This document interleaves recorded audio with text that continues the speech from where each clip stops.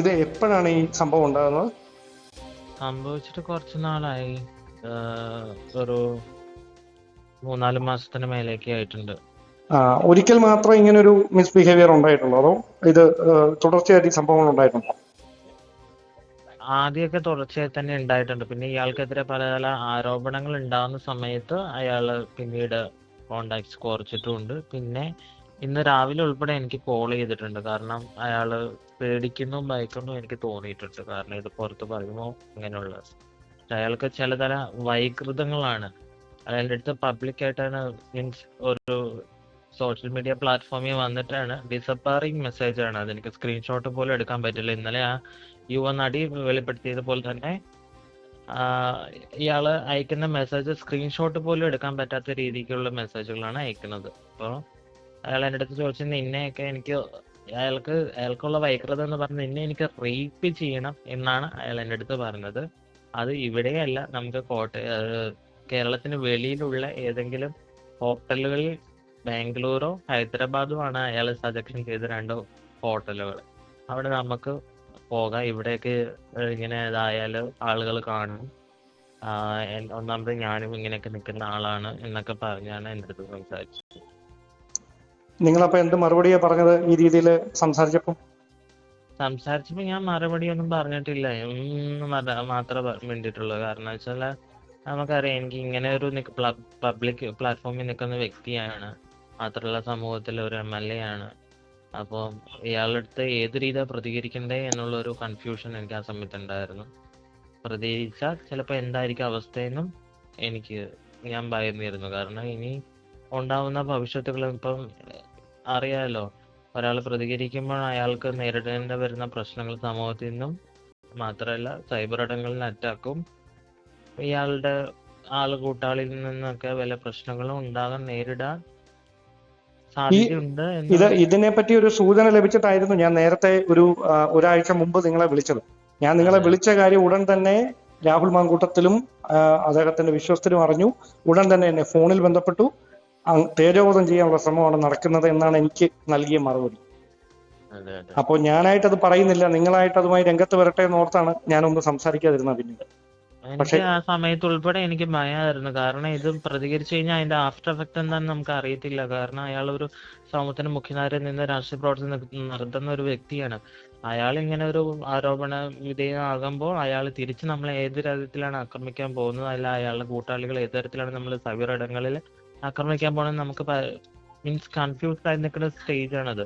പിന്നെ എനിക്കും പേടിയുണ്ട്. ഞാനും അയാളെ ഭയന്നിരുന്നു. ഇതൊക്കെ പുറത്തു വന്നാൽ നാളെ എന്താവും ഇഷ്യൂ എന്ന്. ഞാനും ആരെങ്കിലും ഒക്കെ പുറത്ത് പറയട്ടെ എന്ന് കാത്തിരിക്കുവായിരുന്നു. നിങ്ങൾ ആരോടെങ്കിലും ഔദ്യോഗികമായി ഈ സംഭവങ്ങൾ അറിയിച്ചിട്ടുണ്ടോ?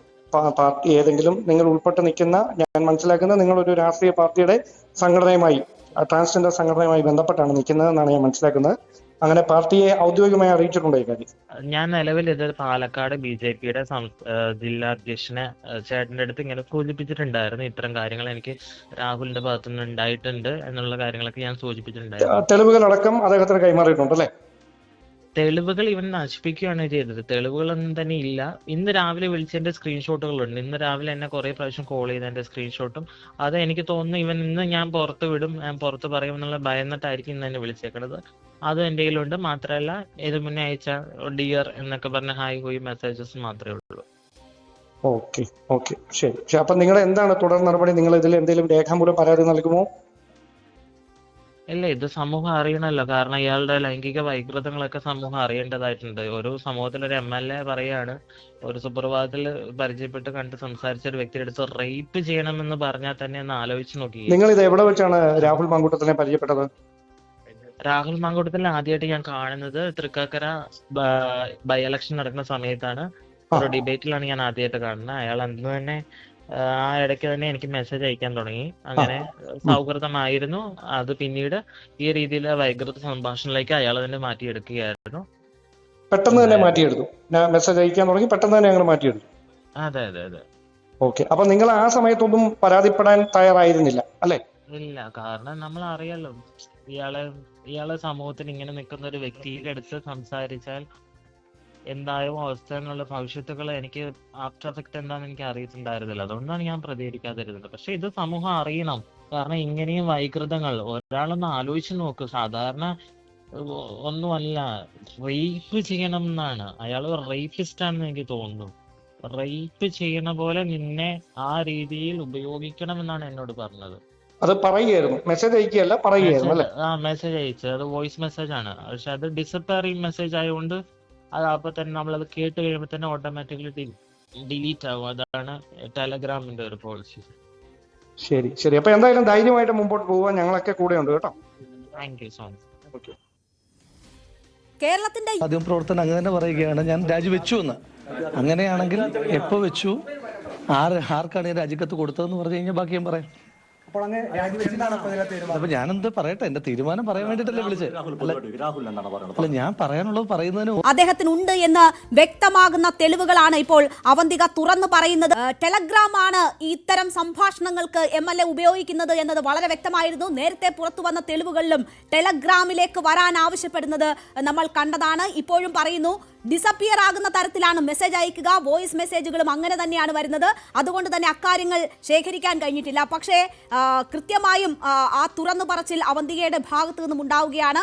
മറ്റ് ഡിസപ്പിയറിംഗ് അല്ലാതെ അയക്കുന്ന മെസ്സേജുകളുടെ സ്ക്രീൻഷോട്ടുകളും നമ്മൾ ഇപ്പോൾ പുറത്തുവിടുകയാണ്. വളരെ ഗുരുതരമായ ആരോപണമാണ് രാഹുൽ മാങ്കൂട്ടത്തിനെതിരെ അവന്തിക ഉന്നയിക്കുന്നത്. ഇതുവരെ ആരും മുഖമില്ലാത്ത ആരോപണങ്ങളാണ്, ആരും പരാതി പറഞ്ഞിട്ടില്ല തുടങ്ങിയ ന്യായങ്ങളാണ് രാഹുൽ മാങ്കൂട്ടത്തിൽ പറഞ്ഞുകൊണ്ടിരുന്നത്. ധാർമ്മികത ഉയർത്തിപ്പിടിച്ചാണ് തന്റെ രാജി എന്ന് ന്യായീകരിക്കാനും ശ്രമിക്കുന്നുണ്ടായിരുന്നു. കൂട്ടുനിന്ന നേതാക്കളാകട്ടെ ഞങ്ങൾ ആരും രാജി ചോദിച്ചിട്ടില്ല എന്ന് പറയുകയും ചെയ്ത സ്ഥലത്താണ് ഈ പരാതി ന്യൂസ് 18 പുറത്തുവിടുന്നത്. അവന്തികയുടെ തുറന്നു പറച്ചിൽ ന്യൂസ് 18 പുറത്തുവിടുന്നത്.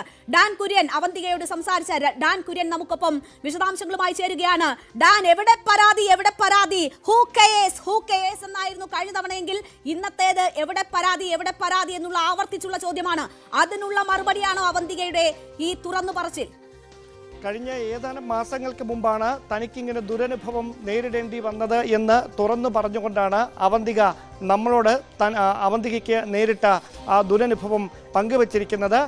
BJPയുടെ ഒരു സംഘടനയുടെ, ട്രാൻസ് സംഘടനയുടെ ചുമതലയുള്ള നേതാവ് കൂടിയാണ് അവന്തിക. അതുകൊണ്ട് അത്ര പെട്ടെന്ന് അവന്തിക മുമ്പോട്ട് വെച്ചിരിക്കുന്ന ആക്ഷേപങ്ങൾ വെറുതെ അങ്ങ് തള്ളിക്കളയാൻ കഴിയില്ല. അല്പസമയത്തിനകം അവന്തിക തന്നെ നേരിട്ട് നമ്മളോടൊപ്പം ചേരും. അപ്പോൾ വിശദമായി എന്താണ് സംഭവിച്ചത് എന്ന കാര്യം അവന്തിക തന്നെ വ്യക്തമാക്കുകയും ചെയ്യും. തൃക്കാക്കര ഉപതെരഞ്ഞെടുപ്പ് സമയത്താണ് അവന്തികയെ രാഹുൽ മാങ്കൂട്ടത്തിൽ ആദ്യമായി കാണുകയും സംസാരിക്കുകയും ചെയ്തത്. അവിടെ ഒരു സെമിനാറിൽ പങ്കെടുക്കുന്നതിനിടെയാണ് തങ്ങൾ ആദ്യമായി കണ്ടതും പരിചയപ്പെട്ടതെന്നും അവന്തിക പറഞ്ഞു വെക്കുന്നു. അതിനുശേഷം മൊബൈൽ നമ്പർ വാങ്ങുകയും പിന്നീട് പലതവണയായി ഫോണിൽ വിളിച്ച് സംസാരിക്കാൻ ശ്രമിക്കുകയും ടെലഗ്രാമിലൂടെ അടക്കം മെസ്സേജുകൾ അയക്കുകയും ചെയ്തുവെന്നാണ് അവന്തികയുടെ ആക്ഷേപം. ഇന്ന് രാവിലെ ഈ വിവാദങ്ങൾ ഇങ്ങനെ കത്തുന്നതിനിടയിൽ ഇന്ന് രാവിലെ അവന്തികയെ 2 തവണ രാഹുൽ മാങ്കൂട്ടത്തിൽ ഫോണിൽ വിളിക്കാൻ ശ്രമിച്ചപ്പോൾ നേരിട്ട് സംസാരിക്കാമെന്ന് അവന്തിക നൽകിയ മറുപടി കൂടി, അതിൻ്റെ വാട്സാപ്പ് ചാറ്റുകൾ കൂടി, സ്ക്രീൻഷോട്ടുകൾ കൂടി ഇപ്പോൾ പുറത്തു വന്നിരിക്കുകയാണ്. അങ്ങനെയെങ്കിൽ ആരും നേരിട്ട് ഇതുവരെ പരാതി പറഞ്ഞിട്ടില്ലല്ലോ, ബാക്കിയൊക്കെ ആർക്കും ഫാബ്രിക്കേറ്റ് ചെയ്തുണ്ടാക്കാം എന്ന പ്രതിരോധം തീർത്തിരുന്ന കോൺഗ്രസിൻ്റെ യുവ MLAയുടെ എല്ലാ കുന്തമുനകളുടെയും ആരോപണങ്ങളുടെയും ആ കുന്തമുനകൾ ഒടിക്കുന്ന ഗുരുതരമായ ആക്ഷേപം ഉന്നയിച്ചുകൊണ്ടാണ് അവന്തിക എന്ന ട്രാൻസ് ആക്ടിവിസ്റ്റ് ഇപ്പോൾ രംഗത്തെത്തിയിരിക്കുന്നത്. കോൺഗ്രസ് നേതൃത്വം ഈ ആക്ഷേപങ്ങളോട് ഏത് തരത്തിൽ മറുപടി പറയും എന്നതാണ് ഇനി അറിയാനുള്ളത്. യൂത്ത് കോൺഗ്രസിൻ്റെ അധ്യക്ഷ സ്ഥാനത്ത് നിന്ന് രാജിവെച്ച് ഒഴിഞ്ഞുവെങ്കിലും MLA സ്ഥാനം ജനങ്ങൾ വിശ്വസിച്ചേൽപ്പിച്ച ഒരു വലിയ ഉത്തരവാദിത്തം, നിർണായകമായ പാലക്കാട് ഉപതെരഞ്ഞെടുപ്പിൽ ജനങ്ങൾ വിശ്വസിച്ചേൽപ്പിച്ച MLA സ്ഥാനം മൃഗീയ ഭൂരിപക്ഷത്തിൽ വിജയിപ്പിച്ച് MLA ആക്കിയ പാലക്കാടൻ ജനത അവരെ ഇനിയും അവരുടെ വിശ്വാസം നഷ്ടപ്പെടുന്ന തരത്തിൽ രാഹുലിനെ സംരക്ഷിക്കുന്ന ഒരു നിലപാട് കോൺഗ്രസ് നേതൃത്വത്തിൻ്റെ ഭാഗത്തു നിന്ന് ഉണ്ടാകാനിടയില്ല എന്ന അഭ്യൂഹങ്ങൾക്കിടെയാണ് വെളിപ്പെടുത്തലുമായി ഈ ദുരനുഭവം നേരിട്ട ഒരു ട്രാൻസ് ആക്ടിവിസ്റ്റ് തന്നെ ഇപ്പോൾ രംഗത്തെത്തിയിരിക്കുന്നത്. അങ്ങനെയെങ്കിൽ രാഹുൽ മാങ്കൂട്ടത്തിൽ കൂടുതൽ പ്രതിരോധത്തിലാകുന്ന തരത്തിലേക്ക് തുറന്നു പറച്ചിലുമായി ഇരകൾ രംഗത്തെത്തുന്ന സാഹചര്യമാണ് ഇപ്പോഴുണ്ടായിക്കൊണ്ടിരിക്കുന്നത്.